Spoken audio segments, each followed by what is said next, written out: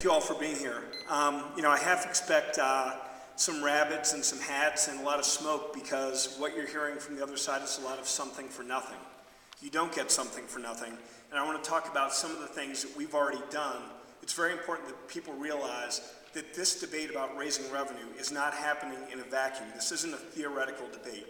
What's happened over the last few years with this recession is that we've cut spending by about $900 million. That's almost a fifth of our entire state budget.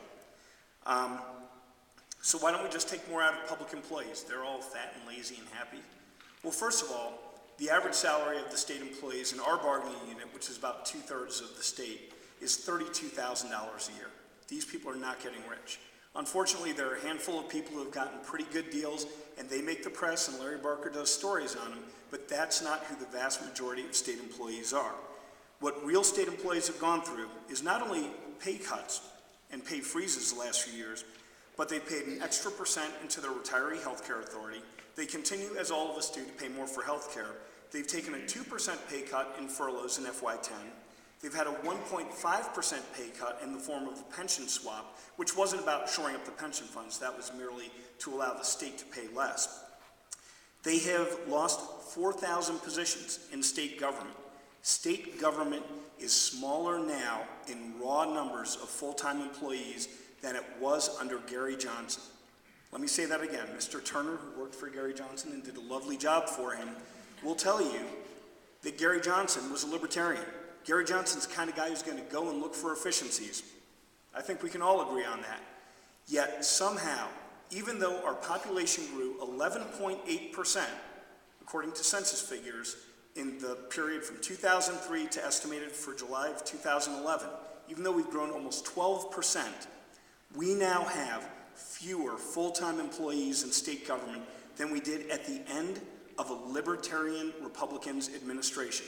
That should tell you something, because what you're going to hear is a lot of, oh, there are $200 Band-Aids out there. You're going to hear a lot about, oh, this train's expensive, that spaceport's expensive, and they may have some valid points on some of them. But what's amazing is that when they had 8 years of a libertarian governor, with line item veto authority in the budget, by the way, they couldn't find those savings.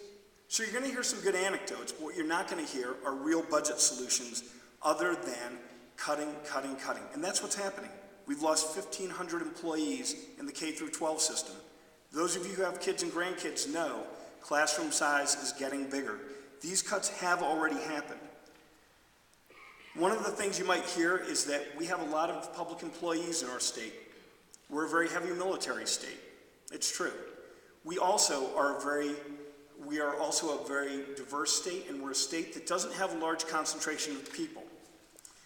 If you look at the states that have the lowest number of employees per capita,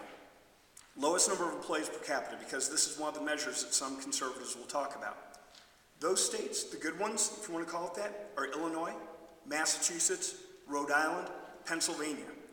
Not terribly conservative states. What they do have, though, is great population density, so that you can have an MVD department that serves 200,000 people in a close area. But how are you going to do that in Jow? How are you going to do that in Hobbs, in Artesia, in Carlsbad, in Roswell, or in Grants or Gallup? You need state offices in all of those places. And by the way, the states that have a lot of public employees per capita, other than New Mexico, the top 10, they are all Republican bastions like Wyoming, Alaska, you betcha. Alaska's got a lot of them up there. Oklahoma, West Virginia, Mississippi, Kansas. Thank you. Team 2.